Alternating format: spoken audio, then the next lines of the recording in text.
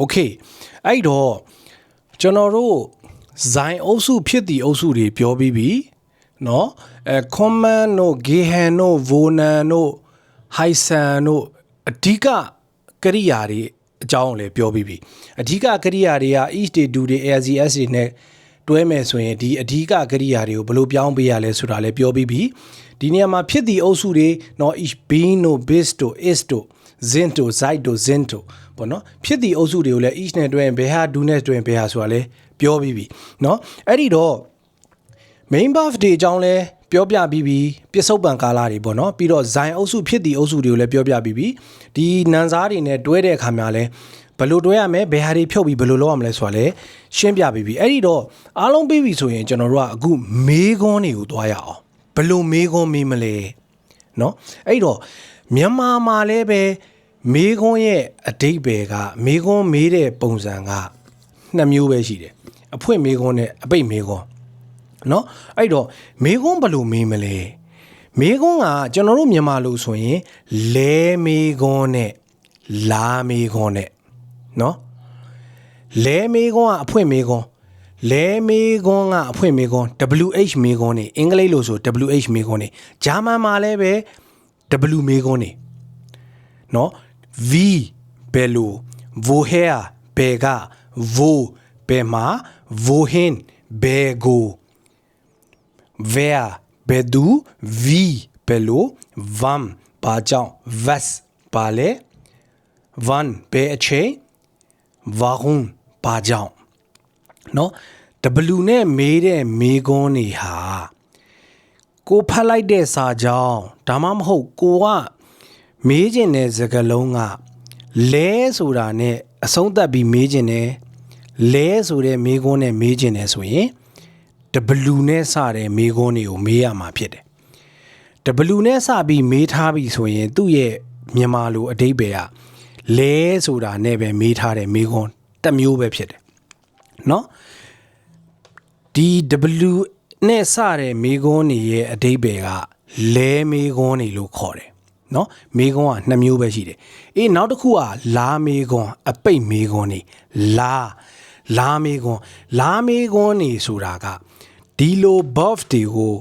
ဒီလိုပြုလုပ်သူရဲ့ရှေ့ကိုတင်ချလိုက်လို့ရှိရင်ဒီ buff တွေကိုရှေ့ဆုံးကိုတင်လို့ရှိရင်မေးခွန်းဖြစ်တယ်เนาะဒီ WH တွေမှာဒီ W နဲ့စတဲ့မေးခွန်းတွေကငကိုကလေးကရှေ့ဆုံးမှာထားပြီးတော့အဖွင့်မေးခွန်းမေးရတာဒီ W နဲ့စတဲ့မေးခွန်းတွေကငကိုတွေကရှေ့ဆုံးမှာပဲရှိကြတာဒါပေမဲ့လဲဆိုတဲ့မေးခွန်းအဓိပ္ပာယ်ထွက်တယ်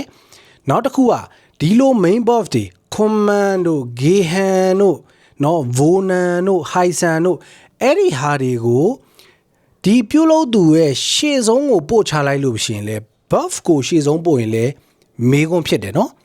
ဒါအားလုံးအခြေခံလောက်တော့သိပြီထင်တယ်အင်္ဂလိပ်လိုမှလည်းအတူတူပဲဒီ buff တွေကိုဒီ buff main buff command တို့ gehan တို့တွေမဟုတ်ဘဲနဲ့ဇိုင်းအုပ်စုတွေ is တို့ bin တို့ bis တို့ is တို့ zin တို့အဲ့ဒီဟာတွေကိုရှေ့ကိုပို့ရင်လေ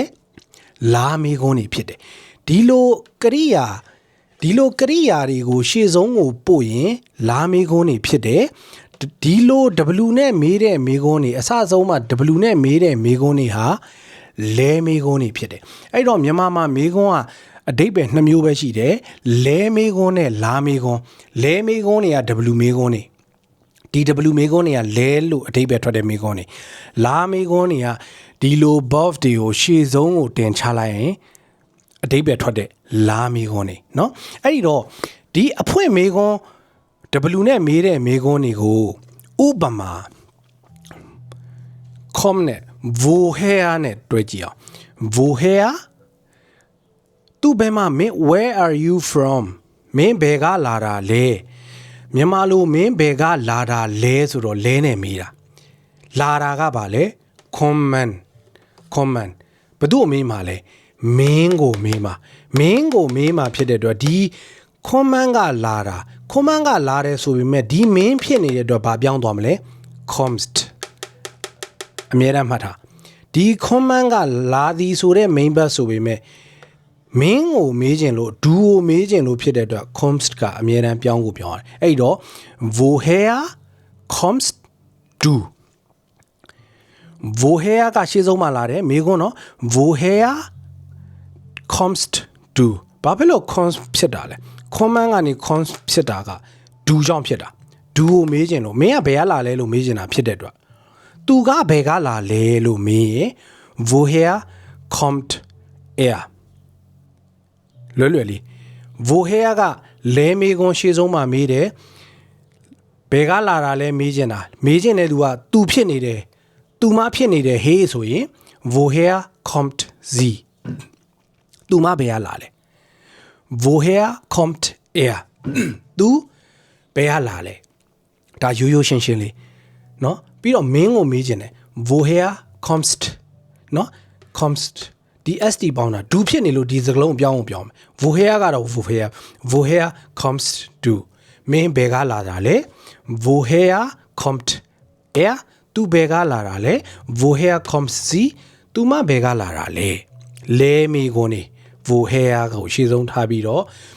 မင်းမို့လို့ comes ကိုပြောင်းလိုက်တဲ့ woher comes to မင်းဘယ်ကလာတာလဲ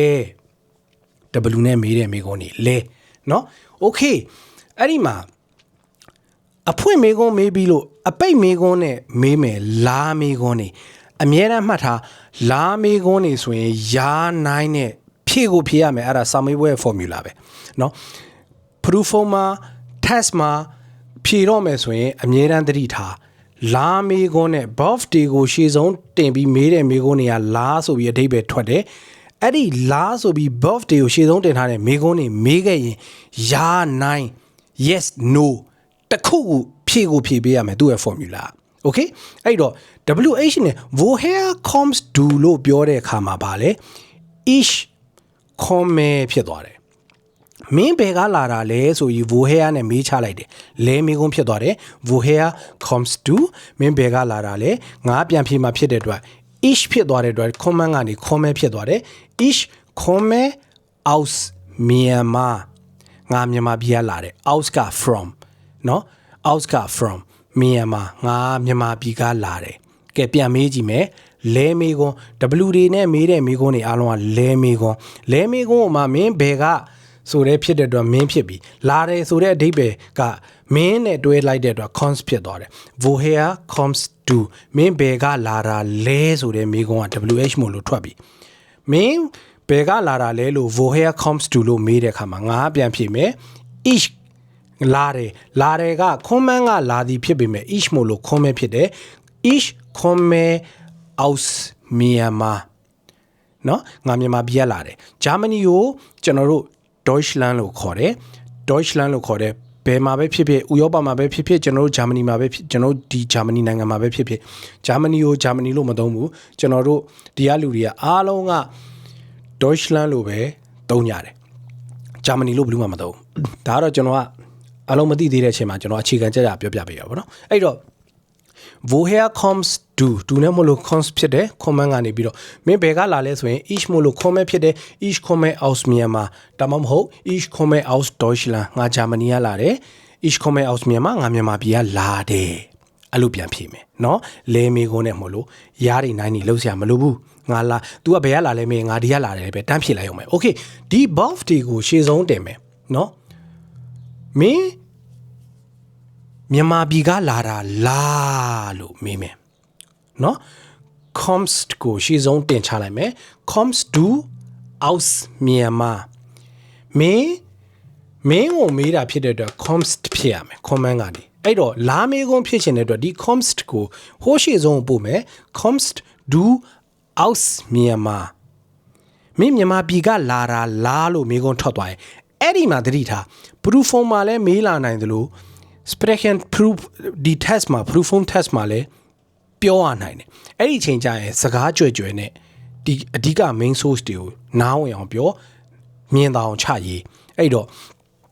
မေးတာဖြစ်တဲ့အတွက် comes to ဖြစ်တဲ့အတွက် do ဖြစ်တဲ့အတွက်ဒီ command ကို st ပေါင်းပြီးတော့မေးခွန်းလုပ်ချင်လို့လာမေးခွန်းမလို့ဒီ comes ကိုရှင်းဆုံးအတင်းနဲ့ comes to aus Myanmar မင်းမြန်မာပြည်ကလာတာလာမေးခွန်းဖြစ်သွားပြီ comes ကိုရှင်းဆုံးအတင်းအဲ့ချိန်ကျရင်ယာနော်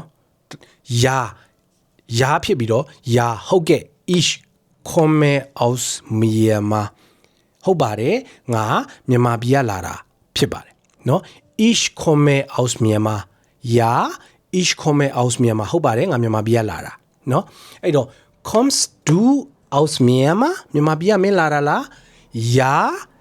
ich komme aus Myanmar ငါမြန်မာပြည်ကလာတာเนาะမဟုတ်ဘူးငါ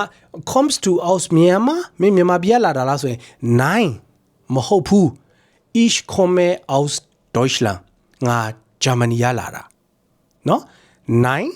kommst du aus Myanmar nein ich komme aus Deutschland ငါဂျာမနီကလာတာလို့ဖြေပေးရမယ်เนาะအဲ့ဒီတော့ဒီတိုင်းပဲเนาะ gehst du nach Berlin เนาะ gehst du nach Berlin မင်း Berlin ကိုသွားမှာလားဆိုရင် nein ich gehe nicht